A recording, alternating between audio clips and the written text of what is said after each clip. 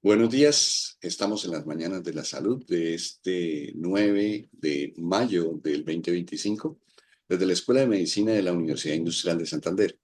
Hoy contamos con mucho gusto con la profesora Laura Andrea Rodríguez Villamizar de la Escuela de Medicina en el Departamento de Salud Pública. La doctora Laura es profesora titular distinguida, eh, acaba de regresar de su postdoctorado y una de las cosas importantes es conocer su experiencia y a partir de ahí no solamente enterarnos, sino generar nuevos lazos y nuevos procesos. Por ejemplo, una de las cosas que de paso estoy invitando a la doctora Laura así en público y de una sin anestesia, como diría alguien, es Sí. incluir estos temas dentro de los procesos de inducción de nuestros estudiantes, tanto de internado como de posgrado, porque en cierto momento lo que no se ve y no se siente, pues pareciera que no existe y resulta que esto es supremamente importante.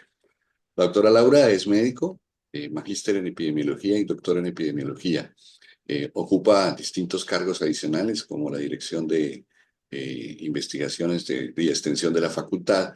Entiendo que también acaba de asumir la revista, ¿sí? Y Medicamentos. bueno, sin duda estamos todos en casa. Bienvenida, doctora Laura, y muchas gracias. Adelante, por favor.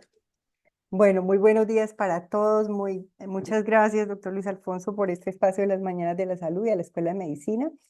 Em, para mí, pues, es un gusto poder tener este espacio en que nosotros compartimos con nuestros compañeros los temas de educación médica, los temas de investigación.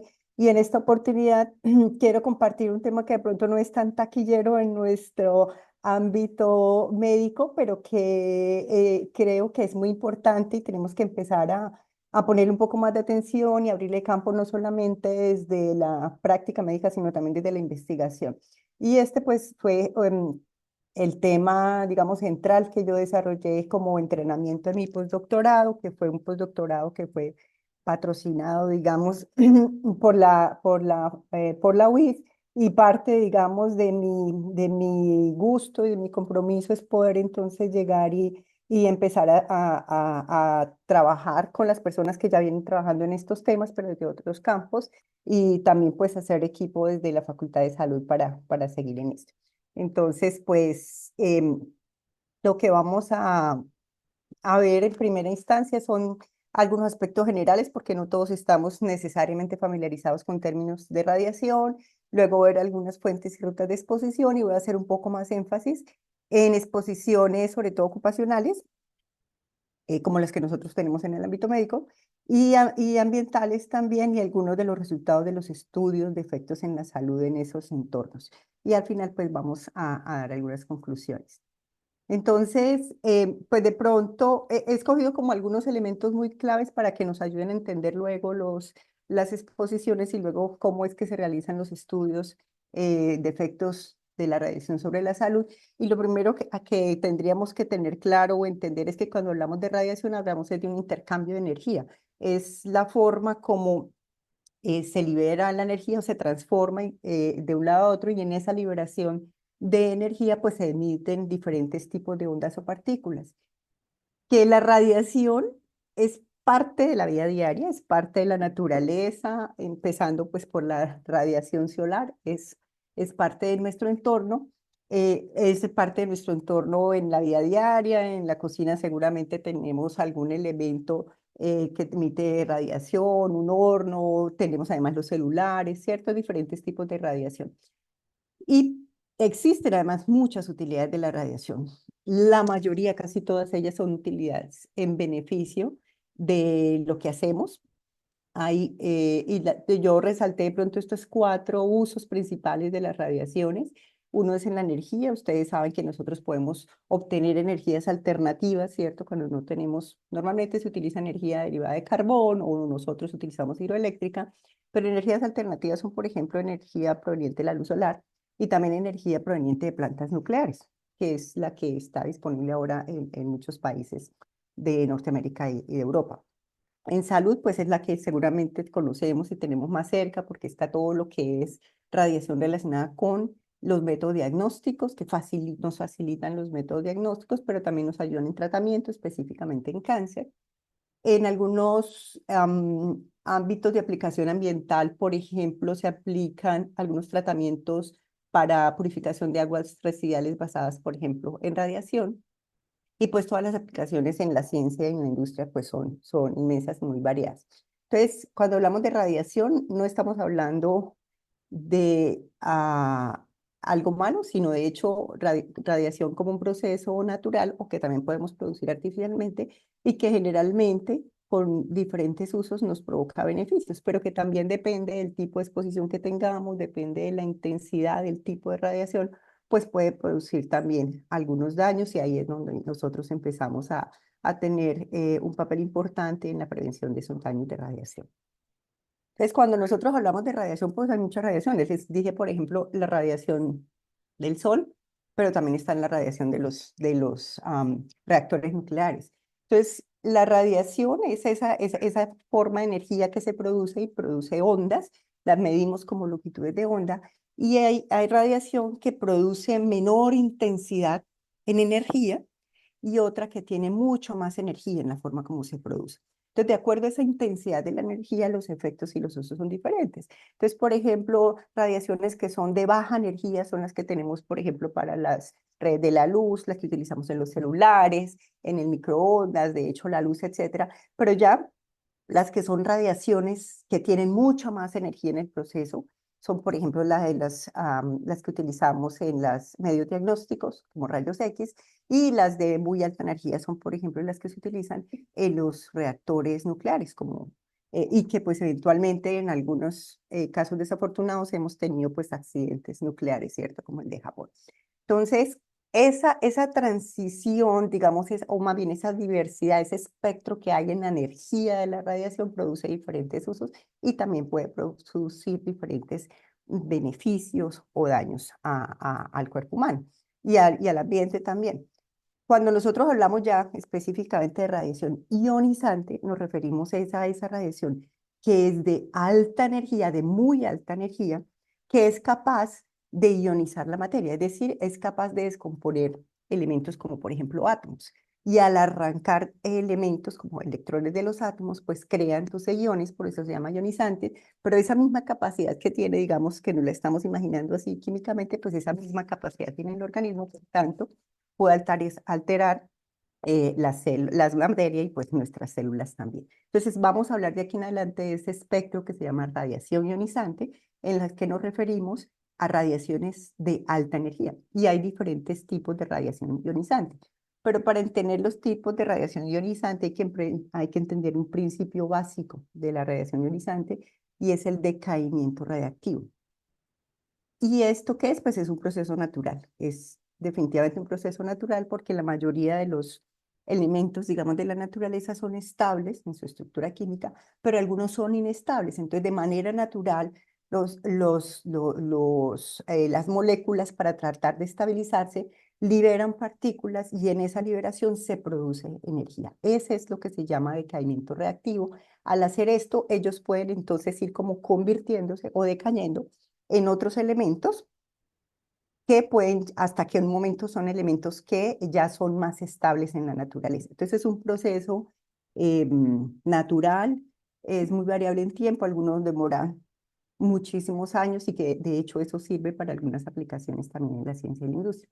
Entonces, entendiendo este decaimiento como un proceso natural, hay entonces diferentes tipos de radiación ionizante dependiendo del tipo de partículas que se liberan en el proceso.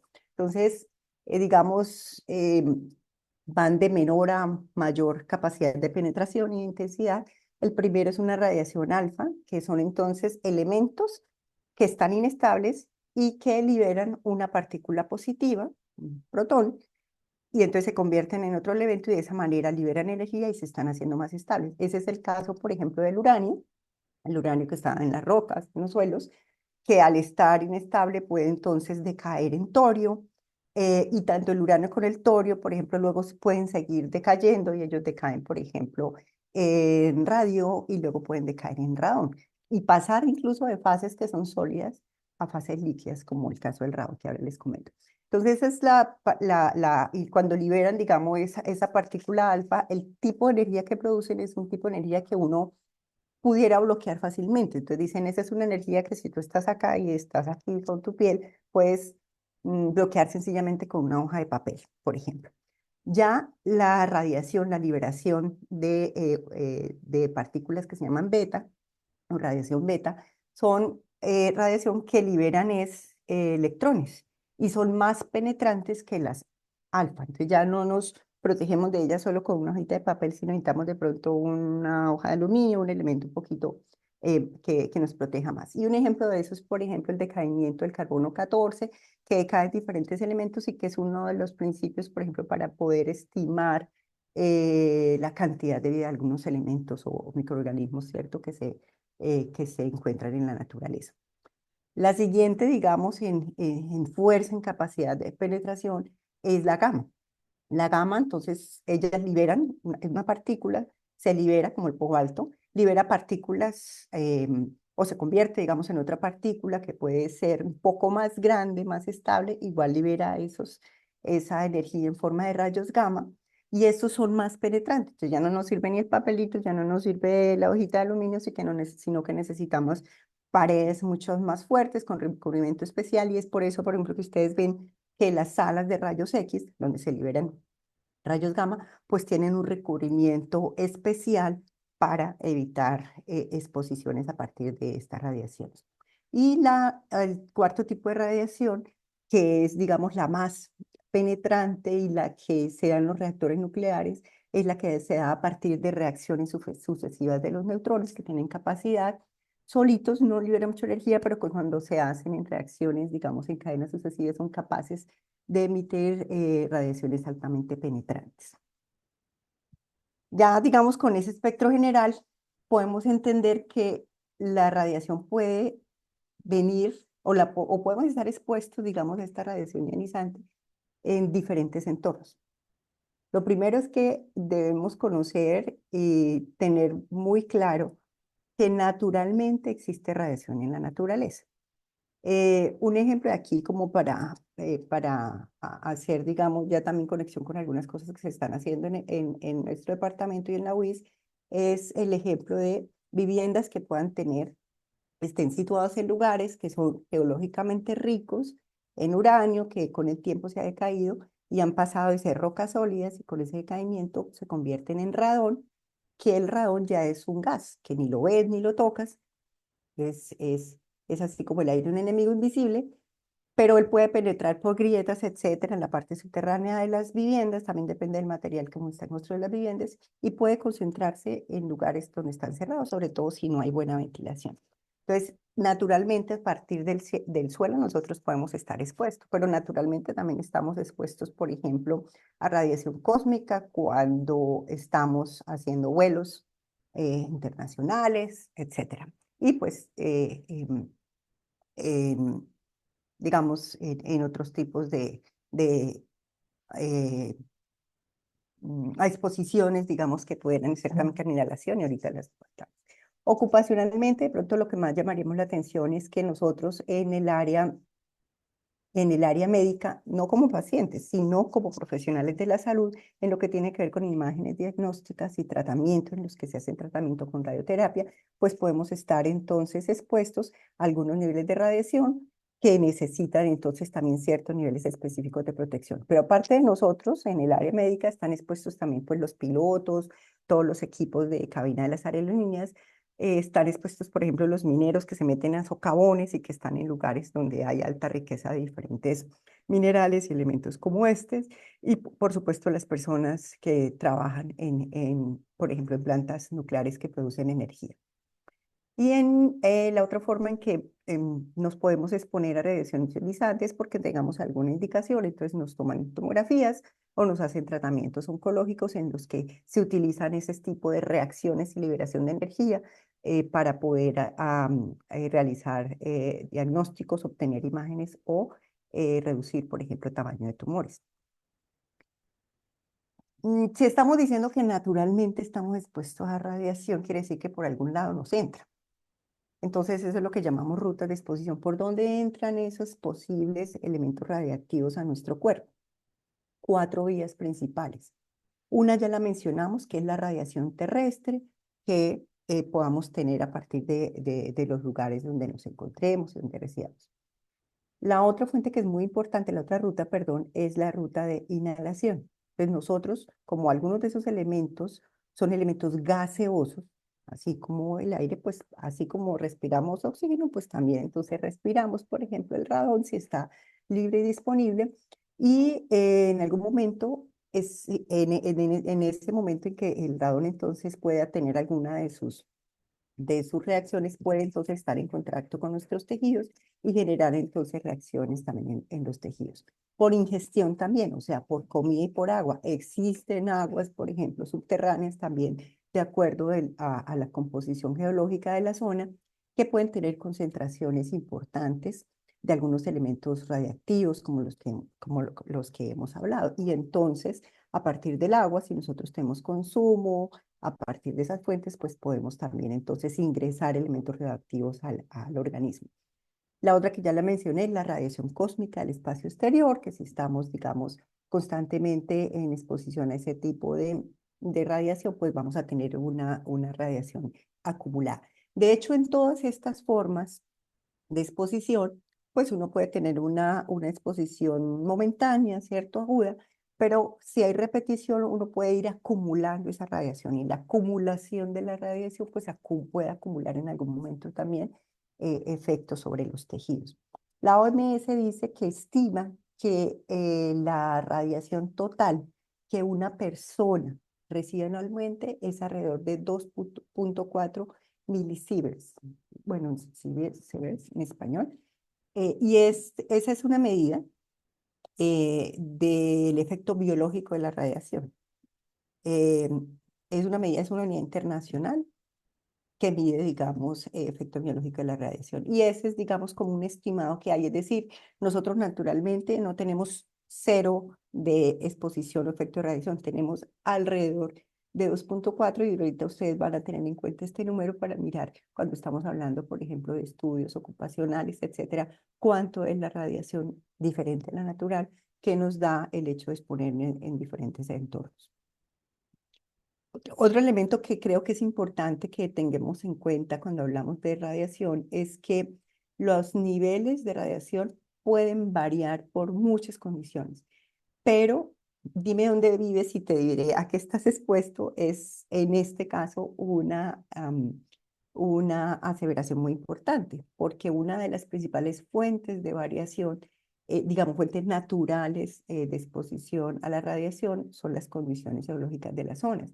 Entonces, la composición geológica, la topografía, la elevación, la meteorología incluye también en la forma como se dan las interacciones y los intercambios entre los diferentes elementos de la materia y se favorece, ¿no? Por ejemplo, el decaimiento de los elementos. Hay estudios, por ejemplo, en Estados Unidos donde muestra donde lugares que están muy bajos en el Golfo tienen radiaciones en promedio bajas de 0,1 milisieverts, pero en zonas, por ejemplo, diferentes y con algunas alturas pueden tener hasta 10 veces más que eso. Y aquí en Colombia también tenemos alguna documentación, poco, pero tenemos. Uno de los estudios de pronto más grandes que se han hecho aquí se hizo en Manizales, eh, como en el siglo XX, se publicó en el 2021, se midieron 200 y tantos más casas en el área urbana de Manizales y ellos encontraron que ahí ninguna de las casas superó un nivel de 50 becquerels por metro cúbico. Becquerel por metro cúbico es la medida, digamos, de unidad internacional de la radiación para medir radiación en el ambiente y es una medida de decaimiento radiactivo. Entonces, existen algunos límites que los vamos a revisar ahorita, pero lo importante es decir que en ese estudio de Manizales, que era de los primeros que al menos se publicaban internacionalmente, mostró que no, que aquí nosotros no teníamos, digamos, riesgo importante de radiación, porque todos los hogares que han sido medidos de manera crónica tenían niveles de radiación bajos con respecto, digamos, a las recomendaciones de la OMS. Pero aquí también, hace poco en Santander, un grupo de estudiantes, bueno, dos estudiantes en su trabajo de grado de geología, dirigidos por una profesora de nosotros que hace geología médica, que es Catherine Palma, eh, encontraron, haciendo algunas mediciones en La Baja, en Santander, que el 80% de las casas donde ellos hicieron mediciones tenían niveles altos, más de 100 becquerel por metro cúbico. claro, esas eran mediciones de corto plazo, digamos, habría que hacer otras cosas para, digamos, confirmar que crónicamente están expuestos a eso, pero son mediciones pues que de todas maneras nos alertan de que existe entonces en algunos lugares de Colombia, como en Santander, riqueza mineral que hace que estemos expuestas a radiación ionizante de manera natural. En Bogotá, también otra tesis de grado de estudiantes en zona urbana de Bogotá registró algunos niveles altos de específicamente de radones, esto en Santander, en Bogotá. Entonces, no en todos los lugares existe una radiación proveniente de fuentes naturales que es igual, y esto es importante tenerlo en cuenta porque debe orientar también nuestros estudios. Entonces, les comenté que había algunos niveles. Desde hace muchos años, la Agencia Internacional de Investigación en Cáncer de la OMS, que es la IARC, definió la radiación ionizante como un carcinógeno, ¿cierto? Tipo 1, o sea, comprobado. Y existen algunos, entonces, recomendaciones de límites de exposición. Entonces, hay recomendaciones en agua, en aire y recomendaciones ocupacionales de diferentes agencias. En agua, por ejemplo, existen algunos límites para aguas subterráneas que hablan de un becquerel por litro o de 100 milisieverts por año. En aire, el límite que tenemos, digamos, todavía presente, que es el límite recomendado por la OMS, es de 100 becquerel por metro cúbico de radón intradomiciliario. Em, los países, de todas maneras, son autónomos y pueden asumir límites distintos. Nosotros no trabajamos, por ejemplo, con este límite. En Colombia tenemos un límite que es mucho más flexible que esto. Y ocupacionalmente, el ICRP, que es como el Consejo Internacional sobre Protección de Radiación, desde 2007 definió como un límite ocupacional. Y es que nosotros, por ejemplo, como trabajadores de la salud que estamos expuestos a radiaciones médicas, tendríamos una exposición que debería ser máximo de 20 milisieverts por año, en un promedio hasta de 5 años, pero un límite anual máximo de 50 milisieverts.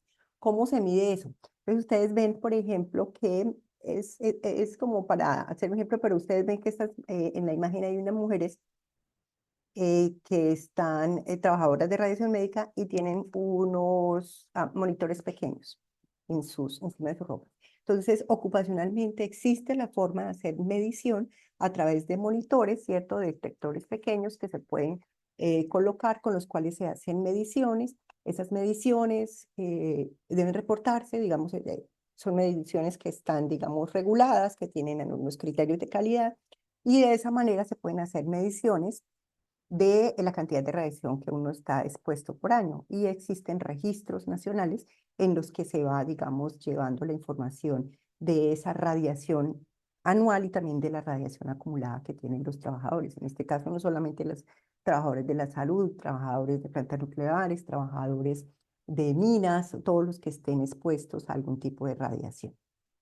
Y aquí les recuerdo que cuando estamos hablando de radiación, hablamos de dos tipos de medidas. Una que mide una medida internacional de radiación en el ambiente, que es la de becquereles, que es la cantidad de material radiactivo que decae en cada segundo, y los CBIRS, que son la medida biológica, que es la que a nosotros nos interesa en salud, que es ya el efecto específico de esa radiación, cuánta de esa energía puede ser absorbida por un kilogramo de tejido.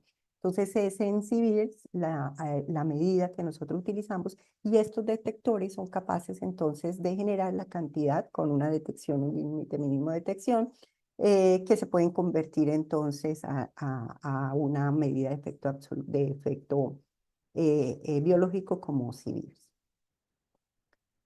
Ahora entremos un poco a los efectos en salud de la exposición a radiaciones ionizantes.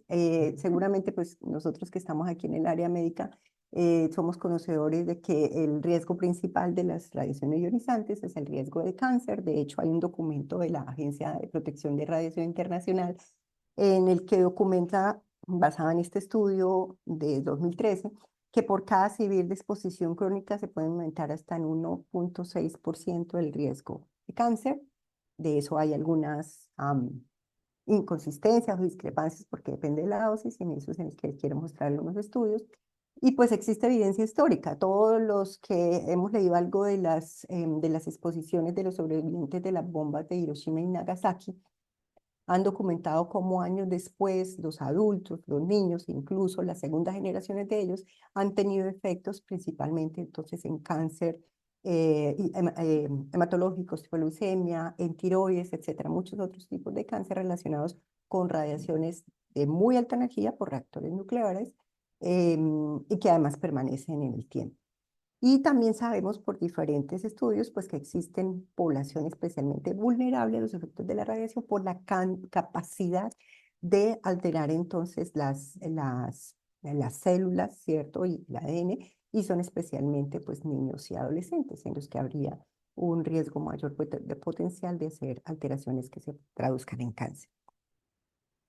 Em, y llegamos entonces a la exposición ocupacional. En exposición ocupacional, digamos, no hay duda de los efectos negativos a partir de toda la documentación que hay de los trabajadores que, por ejemplo, estuvieron en esos reactores, que han estado en reactores con accidentes nucleares, o los que estuvieron expuestos a la radiación por las bombas atómicas. Y entonces en dosis altas, ya sea por dosis altas sostenidas o dosis altas únicas que se dan en un momento corto de tiempo, pues los efectos son consistentes. Ya cuando estamos hablando de exposiciones ocupacionales medianas, estamos hablando de, se conocen medianas como entre menores de 500, o sea, radiaciones de más de 500 milisieverts se consideran radiaciones altas. Entre 100 y 400 serían como intermedias. De esas hay documentación efectivamente de efectos dañinos, sobre todo en diferentes tipos de cáncer, pero hay todavía bastante trabajo, inconsistencias y bastante debate internacional en cuanto al efecto que se producen en bajas dosis, o sea, en trabajadores o poblaciones que están expuestos, pero crónicamente a bajas dosis, que en dosis acumuladas no superan los 100 milisieverts. Ahí es donde hay resultados inconsistentes. De dosis medianas a altas se sabe que la curva dosis-respuesta es eh, totalmente lineal, ¿cierto? O sea, más dosis, más respuesta, pero en dosis bajas menores de 100 todavía hay incertidumbre de cómo se comporta esa dosis respuesta. Y ahí entonces han estado muy enfocados los trabajos. Hay cohortes internacionales de diferentes tipos de trabajadores que han expuesto a radiaciones en Europa y en Norteamérica, de los que tenemos alguna información interesante. Uno de los que les quiero compartir es este, que es el estudio INWORKS, que es un estudio que ha integrado cohortes de trabajadores expuestos a radiación en Estados Unidos, en Francia y en el Reino Unido. Y este es uno de los estudios que ellos han publicado recientemente, en el que hicieron como el seguimiento más actualizado a la cohorte y analizaron entonces mortalidad por cáncer. Eh, en esta, haciendo, digamos, el pool de esas cohortes, ellos suman más de 300.000 trabajadores, ya por digamos, la historia, la longevidad de las personas que estuvieron desde el principio en esas cohortes, pues ya tienen más de 100.000 muertes y de esos 28.000 cáncer sólidos. ¿Qué reportan ellos en este análisis de mortalidad por cáncer específicamente? Que ya efectivamente, digamos, en esos trabajadores que han estado expuestos crónicamente a bajas dosis, estamos hablando de menos de 100 milisieverts, existe un exceso de riesgo de cáncer de 0,52. Nosotros en epidemiología tal vez estamos un poco más familiarizados con trabajar con riesgos relativos, ORs, prevalencias relativas. En esta área de investigación en radiación se trabaja más es con el exceso del riesgo relativo, ¿cierto? Y por eso es una medida que es menor de 1, pero es positiva. Entonces siempre es, si hay un valor positivo mayor de 0, es porque ya existe un exceso de riesgo. En este caso el exceso de riesgo es del 52% y tiene pues un intervalo de confianza que ustedes ven que sigue siendo como positivo. Y ese es un exceso de riesgo por cada Gray, que es una medida, digamos, similar a los CVRs, pero no de dosis efectiva, pero usted la puede, digamos, convertir también a CVR. Entonces es como ese exceso de riesgo por cada unidad de medida de exposición en la exposición acumulada. Además, estos análisis tienen una particularidad y es que como son efectos de largo plazo, estamos hablando de cáncer, se permite entonces, o se hacen análisis de latencia más larga. Esa latencia en este caso fue de 10 años para estos estudios. Entonces el riesgo de la exposición acumulada a radiación ionizante y que se mide después digamos, de esa exposición 10 años después.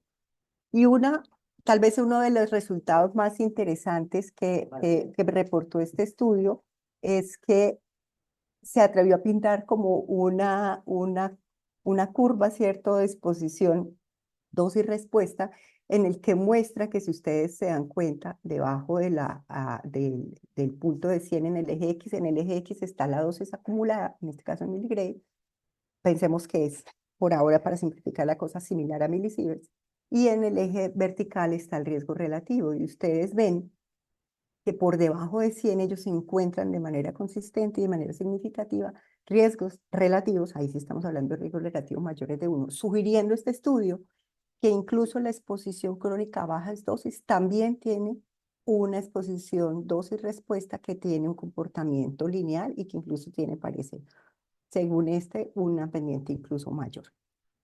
Esta corte pues es importante porque reúne, o este estudio es importante porque reúne 3 cohortes, pero hay un estudio en Estados Unidos que está tratando de incluir mucho más personas, trabajadores expuestos a la radiación, porque para estos efectos tan pequeños, la cantidad de personas y la variación en la dosis es pequeña, necesita mucho más muestra para poder identificar riesgos muy pequeños.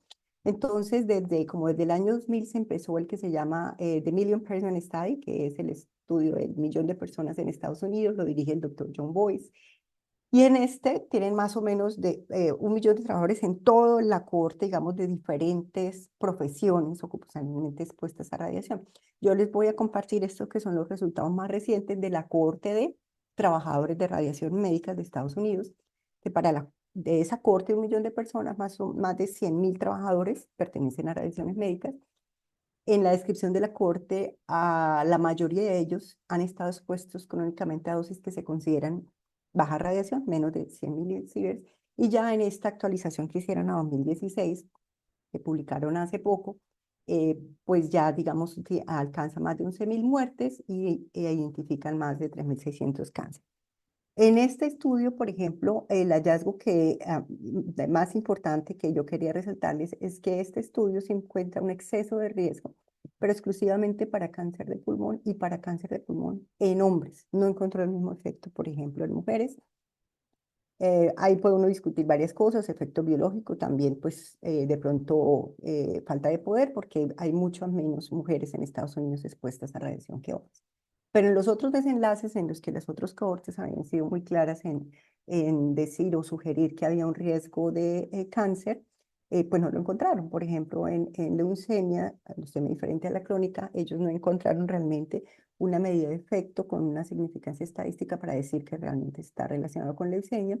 Y otros eventos que estudiaron fue eventos cardiovasculares, específicamente enfermedad isquémica, donde tampoco encontraron una relación clara. Así que este grupo y este estudio está sugiriendo que realmente no existe un riesgo claro en la exposición acumulada a bajo riesgo en trabajadores de medicina y radiación en Estados Unidos. En Canadá existe otra cohorte grande similar a esta de Million Person, es la cohorte que se deriva de todas las medición de radiaciones que se han hecho desde 1950 en Canadá y que han seguido en el tiempo, y que es la cohorte CANRA. Entonces, mi experiencia en el postdoctorado fue ir a Canadá a trabajar con la cohorte CANRA. De hecho, cuando yo llegué no se llamaba CANRA, ahora fue que la bautizamos así. Pero existía la corte desde hace muchos años y tiene información desde 1950. Específicamente no trabajé con radiación médica, digamos, en eso todavía se está trabajando con otro grupo. Yo trabajé con trabajadores de plantas nucleares. Y lo que miramos es, bueno, miremos igual las exposiciones a bajas dosis, pero yo trabajé inicialmente en mortalidad, en eso luego les voy a compartir los datos, pero los primeros que vamos a publicar, que están cerca de publicarse, y por datos preliminares, les pido que no se vayan a compartir. Hay más de 1 millón de trabajadores en total también en la Corte canadiense, y de los trabajadores en plantas nucleares, que son aproximadamente em, 75.000, de los que, digamos, haciendo de los que hay información confiable además para hacer seguimiento con cohortes de cáncer desde 1945, y de eso ya hay al menos 4.000 con cánceres primarios que permitieron hacer algún análisis, y es entonces un estudio pionero ya no en mortalidad por cáncer, sino en incidencia por cáncer relacionados con exposición ionizante. Y lo que encontramos es que cuando usted compara la incidencia de esos trabajadores con la de la población general, existe en este caso, sí hubo alguna evidencia de que tenían, digamos, una incidencia por encima de lo esperado para cánceres sólidos, melanoma, cáncer de colon y próstata. Pero cuando ya vamos a comparar, como estos son trabajadores y puede existir el riesgo del trabajador sano, aparte de hacer la comparación con la población general, hay que hacer como las evaluaciones internas de la Corte para evaluar entonces dosis y respuesta. Y ahí encontramos, por ejemplo, que existe una sugerencia de exceso de riesgo para melanoma y para próstata, pero no son riesgos que tengan realmente una significancia estadística, al menos en estos trabajadores de plantas nucleares. También se han estudiado en esta corte efectos cardiovasculares. Una de las primeras cosas que hicimos cuando yo llegué al postdoc fue hacer entonces revisión sistemática y metaanálisis de efectos cardiovasculares. Y de estos, por ejemplo, en este estudio incluimos 20, en esta revisión incluimos 26 estudios, y el análisis de comparación interna fue muy consistente con todos los que se han hecho de revisiones en este tipo de cortes ocupacionales, y es que la tasa estandarizada de mortalidad es menor de 1 cuando lo compara con la población de general. O sea, esos trabajadores tienen menos riesgo de morir por causas cardiovasculares que la población general. Raro, raro no, es el sesgo del trabajador sano que existe en estas cohortes. Por eso entonces hay que hacer el análisis interno ocupacional y hacer el análisis interno si encontramos, por ejemplo, que por los estudios que ya tenían publicación de efectos, encontramos un exceso de riesgo relativo por cada CIVIR de exposición crónica con un lag a 10 años de 0,10, o sea, un exceso de 10% de riesgos, que sí fue significativo. Y cuando lo analizamos por el lag, o sea, a medida de que haya más exposición en el tiempo, esa fuerza de asociación, ese exceso de riesgo parece ser más fuerte para exposiciones prolongadas después de 15 y 20 años. El otro área de exposición que uno puede estudiar ya no es solo lo ocupacional, sino la de las exposiciones ambientales, pero relacionadas con eh, exposiciones puntuales. Por ejemplo, las personas que viven alrededor de zonas en las que se han instalado plantas nucleares. En diferentes partes del mundo, una buena parte de la energía se produce a través de plantas nucleares. Eso es el caso también, por ejemplo, de Canadá, de países de Europa. Y hay ya, digamos, diferentes estudios que han empezado a evaluar si realmente eso produce o no algún efecto en las poblaciones circundantes, y hay también bastante, digamos, diversidad en los resultados. Nosotros trabajamos aquí en esta revisión efectos en alrededor de cáncer de tiroides, que es en los que hay uno de los más interesados en evaluar por la afectación directa del tejido tiroideo. Y se identificó en este caso, nosotros identificamos que realmente hay un exceso de riesgo, pero realmente que no era significativo en ninguno de los sexos. Pero cuando hacemos la restricción de análisis a estudios que tenían, digamos, como mejor calidad, esa fuerza de asociación era un poco mayor. Entonces ustedes dirán, bueno, sí, pero eso es allá en Canadá y en Europa, que tienen plantas de energía, ¿cierto? Basadas en reactores nucleares, pero nosotros aquí tenemos pues el agua. Y pues en este momento no tenemos generación de energía a partir de reactores nucleares, pero lo que yo pongo sobre la mesa es si realmente lo vamos a necesitar. En algún momento lo vamos a necesitar, cuándo lo vamos a necesitar, y cuando lo vayamos a necesitar, qué evidencia tenemos para saber dónde se van a poder ubicar y qué efectos tienen sobre los trabajadores y sobre la población que va a estar alrededor. Y eso es también como parte de lo que estamos ayudando a construir. Entonces, no tenemos ahorita reactores nucleares en Colombia, pero tenemos población expuesta a radiaciones, sí. pero es que no sabemos a qué nivel de radiación estamos expuestos.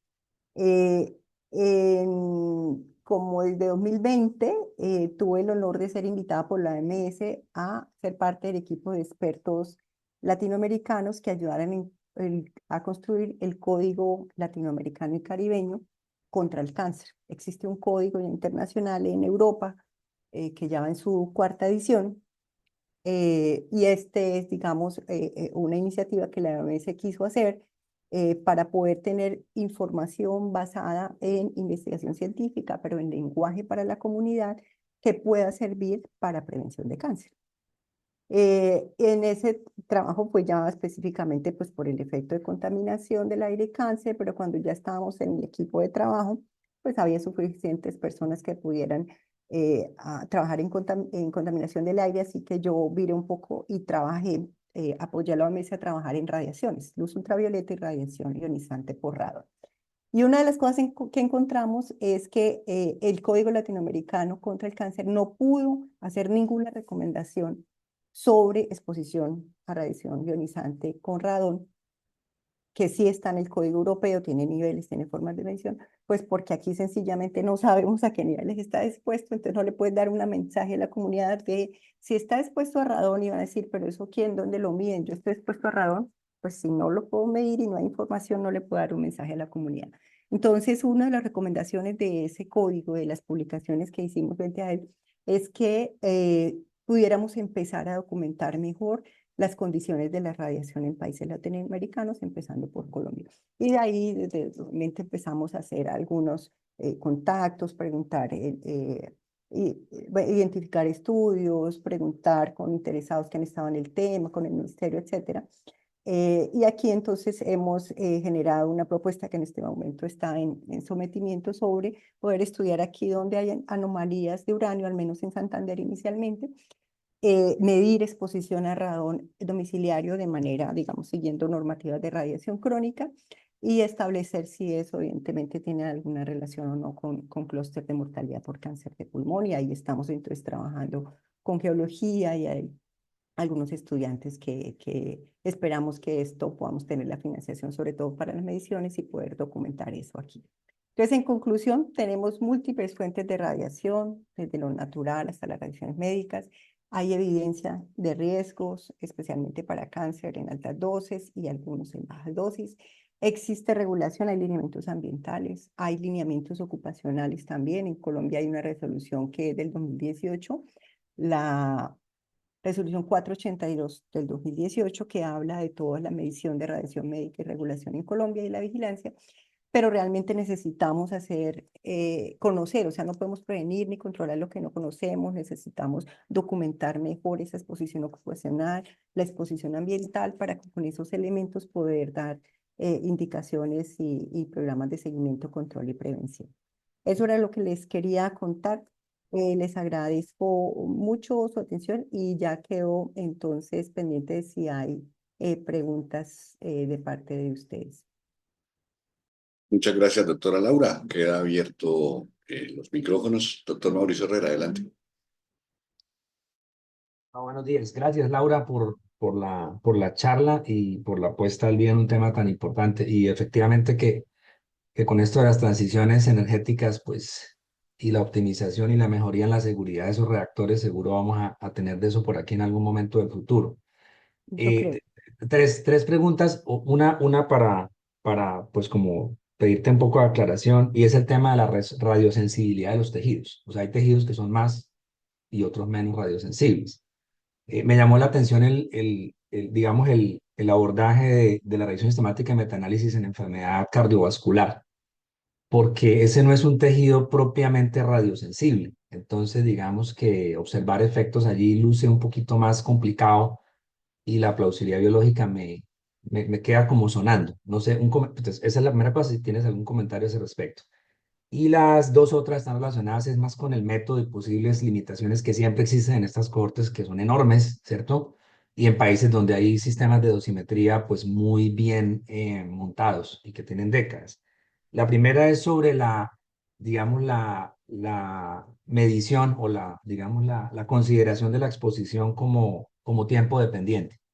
en primer lugar, incluso dentro de las mismas cohortes ocupacionales, porque pues eso puede cambiar en el tiempo. Los individuos pueden estar en una zona de trabajo, luego los cambian a otra. Es más, en la misma normativa del personal de salud, pues no solo se jubilan más temprano, sino que cada cierto tiempo tienen más vacaciones, etcétera, etcétera. Entonces, ¿cómo eso puede ser o fue incorporado en esas cohortes? Y la otra relacionada más también con el tema de método, si bien las cohortes nos libran del problema del trabajador sano, ¿sí? Que tú bien explicabas, dentro de las cohortes, qué tan factible o eso qué tanto esto está estudiado, que es el efecto de una intensidad diferencial en la búsqueda de la enfermedad, digamos, en individuos más expuestos con respecto a los que no. Desconozco si en una planta nuclear, digamos, el personal administrativo que operaría como el control o grupo no expuesto, tiene una intensidad diferente en la búsqueda de los desenlaces que quienes están allá, pues cambiándole el berilio sí, al reactor. Esas son como las tres comentarios o preguntas. Gracias, Laura, de nuevo.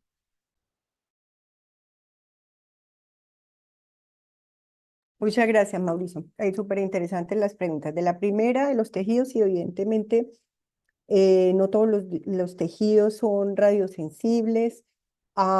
Los que más empezaron a estudiar son los que están más relacionados por mayor exposición o más sensibilidad, y ahí es donde están los hematológicos y están los de los tumores sólidos, principalmente tiroides, pero también están otros tejidos, está pulmón, porque él tiene inicialmente, si es por inhalación, una mayor exposición. Los efectos cardiovasculares, y por eso digamos, el interés estuvo centrado digamos, la información disponible estuvo centrado más en ese tipo de cáncer inicialmente. Pero luego, que además la investigación en radiación y de estudios digamos, in vitro de los efectos de radiación sobre diferentes tipos de tejidos, permitió también estimar los que son los phantom. O sea, los phantom son como por decirlo fácilmente, como la simulación de dosis efectiva en diferentes tejidos, y se ha mostrado que esas dosis efectivas, incluso en otros tejidos que no se consideraban radiosensibles, tienen efectos importantes. Ahí está, por ejemplo, otros tejidos como el tejido conectivo, el tejido cardíaco. Entonces, esos han sido otros efectos diferentes al cáncer que se han empezado a estudiar después de que, digamos, la investigación básica de radiación y dosis efectiva en tejidos ha permitido establecer que si no son altamente radiosensibles, sí tienen dosis efectivas que son importantes. Además, porque en los efectos cardiovasculares no es solamente el tejido cardíaco, sino todo el efecto sistémico que se da por todos los vasos sanguíneos, etcétera. Entonces es más también el efecto combinado de la radiación en diferentes tejidos que hacen parte del sistema circulatorio. De la segunda pregunta, en la exposición, si es tiempo dependiente, sí, en las cohortes que tienen sistemas de monitoreo de radiación, existe el monitoreo. De hecho, algunos de esos monitores el reporte del monitoreo se hace, por ejemplo, cada 3 meses, cada 4 meses, o en algunos el reporte es anual. Y se tiene el registro de cuándo el trabajador dejó de estar expuesto, porque incluso si usted se va a otra planta, pero ya la planta también es exposición radiactiva, ya lo van a medir. Pues si se cambió aquí de estos rayos X a otro, ya también lo van a medir. Pero también hay el momento en que el trabajador no está en ninguna de las empresas que están monitoreadas, y entonces se identifica cuando hay un bache. Pero el efecto que se ha estudiado es el efecto acumulado de la radiación, que es el que ha mostrado efectos sobre los desenlaces hasta ahora duros como cáncer. Existen algunos elementos, o algunos estudios que, además de trabajar con la dosis acumulada total, trabajan como con la tasa de exposición, y es precisamente esa exposición y el tiempo promedio en que han estado expuestos en diferentes momentos, o con cortes en los que hacen análisis, en que, digamos, censuran en el momento en que los trabajadores ya dejaron de estar expuestos y luego los vuelven a evaluar, etc. Pero que en este momento alguno de ellos haya incorporado, por ejemplo, modelos con interacciones basadas en tiempo, digamos, si ese es el tipo de análisis que estás pensando, no es tanto así, se ha hecho más bien es con interacción acumulada y con su análisis de exposiciones de trabajadores que han tenido diferentes tipos de duración de la exposición. Y sobre el sesgo del trabajador sano y la intensidad en la que se pueden identificar las enfermedades. Estos registros están trabajando no con, o sea, el desenlace de salud no se toma de los registros ocupacionales, sino de los registros generales de mortalidad. Porque primero, de hecho, por eso se utilizaron mortalidad. Eh, Porque lo que hace es que existe el Registro Nacional, por ejemplo, de radiación, y ese registro luego por un ligamiento de bases administrativas lo puede unir con información censal y con información de mortalidad y genera una cohorte de base censal, por ejemplo, que es como hicimos este estudio en Canadá. Y entonces ahí tú puedes identificar por seguimiento con registros nacionales que se miden de igual manera para todos los ciudadanos si esa persona pues tuvo el evento no que es mortalidad. Lo mismo para cáncer. Entonces, en este de cáncer lo que tuvimos fue los registros de cáncer, que pues allá no hay en 3 o 4 o 5 ciudades como tenemos acá, sino que, digamos, cortamos el análisis hasta el momento en que todas las provincias tenían la misma forma de medición de cáncer. Después, desafortunadamente, después de un tiempo, Quebec no siguió participando de eso, entonces Quebec no tiene la misma probabilidad, por ejemplo, de identificar una persona con cáncer ahora, después del 2016, pero antes de ese tiempo sí. Entonces, digamos, todas las personas tenían el mismo sistema de salud, el mismo acceso, independientemente de donde estuvieran trabajando, y la identificación del cáncer y el registro en el registro de cáncer es similar y no asumiría diferencias. En los grupos que están, por ejemplo, en reactores nucleares, en radiaciones médicas, por condiciones ocupacionales, pueden ser que ellos tengan dentro de su programa seguimientos o chequeos anuales, puede ser sí, pero no es diferente, por ejemplo, a personas administrativas, siempre y cuando todos pasen de un mínimo de 1 milisieverts por año. Todos esos tienen acceso al mismo tipo de protección radiológica. Entonces, en principio, no sería una fuente que tuviera una fuente de variación importante, porque al final todos llegan, digamos, a la misma fuente de detección de la información, que es incidencia o mortalidad.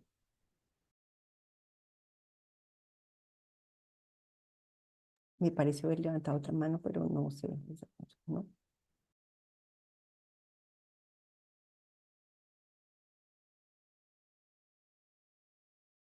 Y doctora Laura, no hay ninguna otra mano, algunas otras personas.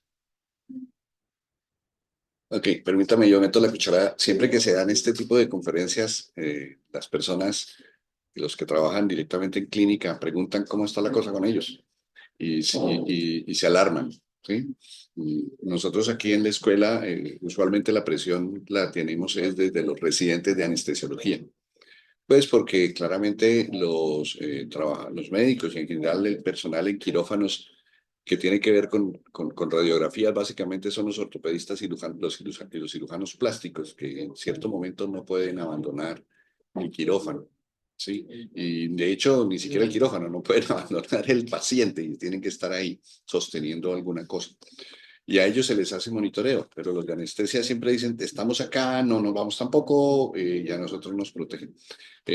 Claramente hay una normatividad en Colombia, es un compromiso tanto de la institución como de la universidad, y se ha hecho los monitoreos con las personas que por ley están designadas para ello. Y por lo menos lo que yo conozco, el que tengo acceso a la información de los 2 últimos años, y bajo los estándares legales, nadie ha pasado la exposición ni puntual ni acumulada 2 años, que es el referente, etcétera, etcétera. Y de hecho estaba bien correlacionado con el tipo de persona que es, sobre todo la función. El que más se expone es usualmente cierto ortopedista que es el que más se dedica a eso, ¿sí?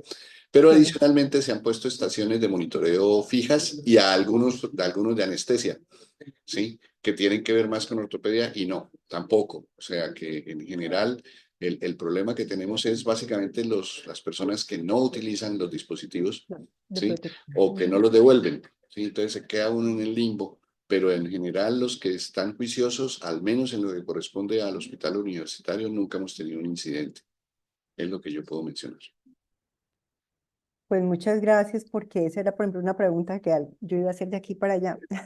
¿Cómo estaba, por ejemplo, tanto el monitoreo como la protección radiológica en el hospital?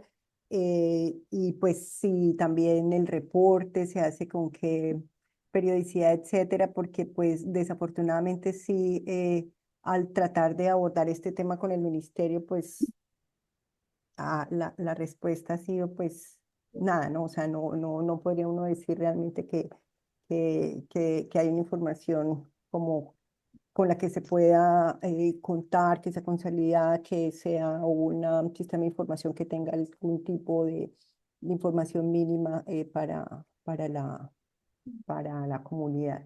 Y es Sí, sí. porque pues también está, por ejemplo, esta resolución 10 2018, que es monitoreo y vigilancia, pues no es que sea ayer, pero es relativamente reciente, digamos, para la evolución de los programas y la adopción y la implementación de programas que sean por resolución. Pero pues sí, además ha tenido esos baches de que los cambios de personas o de direccionamientos, pues hace que esos procesos que apenas están empezando, pues se demoren aún más. Mauricio, ¿tú ibas a comentar algo? Sí, a ese respecto, la resolución del Ministerio de Minas y específicamente eso está anidado en el Instituto de Asuntos Nucleares. Ellos tienen la compilación de los reportes dosimétricos de todo el personal ocupacionalmente expuesto desde los años 90 casi, cada vez con mayor estandarización y armonización que de alguna manera sí Y permitiría hacer dosimetría. ese ejercicio al menos de diagnóstico nacional, como el que hace Luis Alfonso de los expuestos, digamos, en el contexto de luz. Entonces, ahora, ¿qué tanto eso está armonizado? Y, bueno, en fin, los laboratorios hacen sus esfuerzos de ejercicios de intercomparación, etcétera. Sí, Eso ha ido sí, mejorando progresivamente, o sea, ahí vamos, pero digamos que esa información está disponible. O sea, eventualmente, por ejemplo, para el área metropolitana, y aquí está el profe Helio, y yo sé que tú trabajas con él en Java en cosas de cáncer. sí. Ustedes podrían obtener, pues no sé cómo, porque aquí es más complicado eso que el carajo, pero obtener la información de dosis mensual, porque la obligatoriedad es mensual, y además eso está ahora en tecnología TLD, antes se hacía con tecnología de película, casi como la película, la radiografía Sí, ontológica. exacto. Sí, ya Entonces, tiene monitores de batch. correcto, los batches son ahora de tecnología TDL, que es mucho más sensible, mide diferentes, digamos, rangos de energía, etcétera. Y por otro lado, pues como tú comentabas, pues hay un registro poblacional de cáncer. Entonces, ese es un asunto, digamos, que ya yo pienso que es un poco más de tipo administrativo, porque la información está, si no, pues con el esplendor y extensión que en Canadá o en Norteamérica, sí, y Bucaramanga cuenta afortunadamente con un Sí, aquí juicioso tenemos registro registro. poblacional de cáncer que eventualmente permitiría hacer algo de lo que ustedes han hecho en Canadá. Sí, registro de exposición, digamos, hay alguno, pero digamos, a lo que me refería el ministerio es más como el sistema de vigilancia y protección de salud. Digamos, el que desde la resolución, digamos, creo que ese puso mucho más organización y orden al sistema, pero no ha tenido la misma evolución de, digamos, el sistema de registro, digamos, de radiación, o sea, no se integra necesariamente igual en el sistema de vigilancia y protección. Pero sí, bueno, eso es algo que podríamos empezar a explorar aquí y que siempre, pues, lo que implique registros, integración de registros, aunque en teoría parezca muy fácil, realmente no es tan sencillo como parece, pero es una oportunidad que tenemos aquí en los otros 4 registros de cáncer de los que tenemos información. Ahí el reto es que precisamente porque somos las ciudades que tienen registros, somos ciudades relativamente pequeñas, habría que empezar por hacer realmente un pool de esa información para tener al menos un número de registros mínimos y de casos de cáncer que nos pudieran permitir algún tipo de análisis. Y eso es como lo primero que estamos evaluando. Bueno, doctora Laura, las 8:30, la hora comprometida, Eh, vida con todos. Sí. Luis Alfonso, Doctor, adelante, Boris. Siga. Última hola, pregunta. qué pena.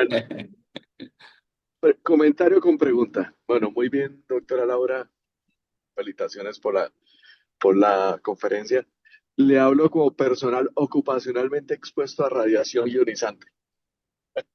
Mira, la reglamentación y por ARL nosotros tenemos registro mensual de dos Ajá. tipos de dosimetría. Una dosimetría corporal, por norma, que es la que debe estar por dentro de los chalecos plomados, y otra dosimetría de cristalino. Recordemos que dentro de los efectos, la probabilidad de catarata a 5 años es de casi un 40%. Entonces, mensualmente se está registrando a todo el personal que ingresa a sala de manera regular, ¿sí? Mm, sí. Obviamente, la reglamentación, la resolución de habilitación, la 3100, puso una norma, por ejemplo, para que los equipos con los cuales se hacen procedimientos de radiología intervencionista, de hemodinamia, electrofisiología, sean angiógrafos. Y la estructura de angiógrafos son equipos que tienen ya una dosis controlada, una dosis automatizada de acuerdo a, a la parte corporal del paciente. O sea, el equipo automáticamente, si es un paciente grande o eso, automáticamente genera mucho más radiación para tratar de ajustar automáticamente la imagen. Y la otra situación obliga el uso de elementos de barrera físicas, como faldones plomados, el uso de mamparas, con el fin de disminuir la radiación dispersa y la parte ocupacional. Y uno se da cuenta, por ejemplo, con el personal que ingresa a sala, el que es nuevo, quiere estar al lado, quiere estar al lado del emisor de rayos X, del angiógrafo. Ya el que es toreado ocupacionalmente busca jugar por la ley de los cuadrados, o sea, la radiación va disminuyendo un 50% por cada cuadrado, o sea, un 50% a 2 metros, a 4 metros un 25%, y etcétera, etcétera, etcétera. Entonces, la información como tal, efectivamente, como dijo el profesor Herrera, se almacena, se comparte a Y se través de la reporta. ARL hacia el Ministerio de Minas.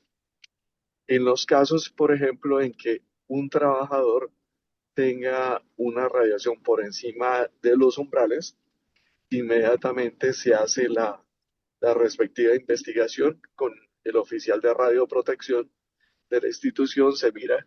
Y uno de los grandes problemas es que a veces la persona se olvida, saca los dosímetros y los termina dejando por fuera su chaleco plomado o los termina sacando a la cafetería, etcétera. Que eso es muy frecuente y uno lo ve sobre todo en los radiólogos, que los ve uno por todos lados, Con los ve el hasta en el dosímetro. supermercado con el dosímetro puesto, los veo en el Jumbo, en el Éxito ahí con su dosímetro ahí. Entonces, cosa que no es correcta. Eh, Recordemos que hay dos tipos de efectos en radiación, los dosis dependientes, o sea, los no probabilísticos, que son los que un tipo de efecto donde realmente lo que uno ve es la quemadura, o sea, es por la exposición continua en una zona, muchos es o quemadura de tejido o enrojecimiento facial, entre esos. Y lo otro, los que ustedes han evaluado, estos estocásticos, que son la presencia de tumores sólidos o tumores sanguíneos. O sea, realmente si alguien está interesado podríamos hacer algún trabajo en pacientes expuestos a radiación ionizante por rayos X, porque nosotros tenemos la información casi de los últimos 10 años de las dosimetrías y buscamos que el personal no esté rotando. O sea, el personal que está expuesto es el mismo personal siempre. ¿Por qué razón? Por algo también que mencionó el profesor Herrera. Nosotros tenemos un régimen especial pensional y tenemos un régimen donde nos dan 2 periodos de vacaciones al año de 15 días. En fin, que son periodos en que la gente tiene que salir y alejarse de la fuente de exposición.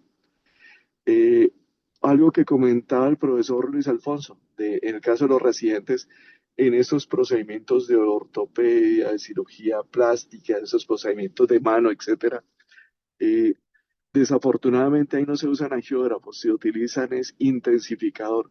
En pocas palabras, es un bombillo que está emitiendo rayos X. Es más, en Semana Santa tuve que entrar aquí en Foscal Internacional a apoyar un procedimiento en cirugía con un intensificador de dedos y le cuento que el agotamiento físico que Se tuve después siente. de una mañana estando con eso, yo creo que en esa mañana recibí toda la dosis de radiación que no recibo en todo el trimestre. O sea, agota, el cansancio mental, y eso lo veía uno con los primeros angiógrafos, creo esos angiógrafos viejos, hace 20 años, que no tenían todas las medidas de radioprotección. Entonces terminaba uno una jornada para irse a dormir físicamente por el agotamiento. Y esos son efectos no probabilísticos también de la radiación. Agudos. ¿Listo? Sí, sí, exactamente. Bueno, eso era lo que tenía para comentar como Mm. persona ocupacionalmente expuesta. Muchas Perfecto, gracias, Boris. profesor Boris.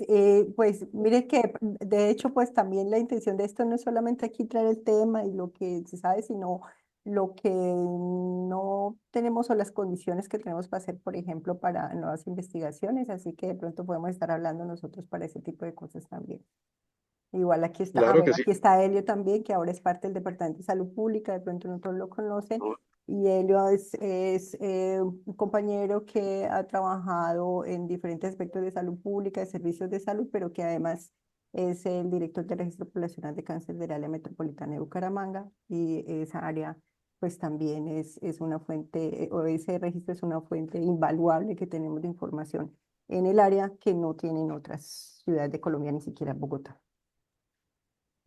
Bueno, doctora Laura, doctor Mauricio, Boris, a todos los asistentes, pues ahí está la situación planteada desde investigación, desde asistencia, desde salud ocupacional y pues que esos primeros contactos que se han hecho o que se refuerzan salgan adelante. Por lo demás, muchas gracias a todos ustedes.